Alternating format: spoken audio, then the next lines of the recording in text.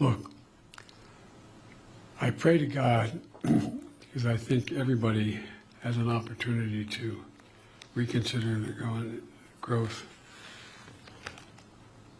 I pray to God the President-elect throws away Project 2025. I think it would be an economic disaster for us in the region. In fact, consider one additional fact. The historic investments we made went to more red states than blue states. Not a politically smart thing to do, and I knew what I was doing. I knew people would be angry. But the reason they're red states and they need it more is because of the decisions they made. Decisions they made, and geography. Will the next president stop a new electric battery factory in Liberty, North Carolina? Will create thousands of jobs? Will he shut down a new solar factory being built in Carterville, Georgia? Are they going to do that? You know, will we deny seniors living in red states $35 a month insulin? I believe the only way for a president to lead America was to lead all of America. And I believe the economy I'm leaving at the moment, and others could do better than I did. I'm not saying it was perfect, but ends up at this moment the best economy, strongest economy in the world.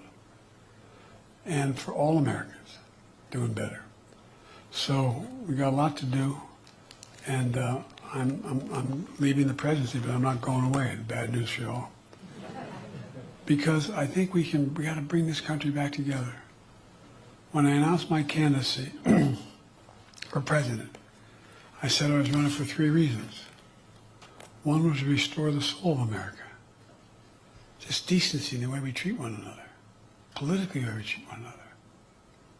I know you know that back when Pat was around and others, we had vicious fights. We'd go and sit and have lunch together in the Senate dining room. I'm taking more of your time than I should, but one of the things that I realized when I was vice president, Barack wanted me because of my background in foreign policy and my ability to work in the Congress very well. And so about 6 years in, I decided to go up to the Senate dining room, I'm president of the Senate, to sit at the table where Democrats and Republicans sit together and began to listen again, just talk to people. Well, guess what? No place to go. You've been to the senator's dining room where they take you into the room where you can eat with other senators and other people.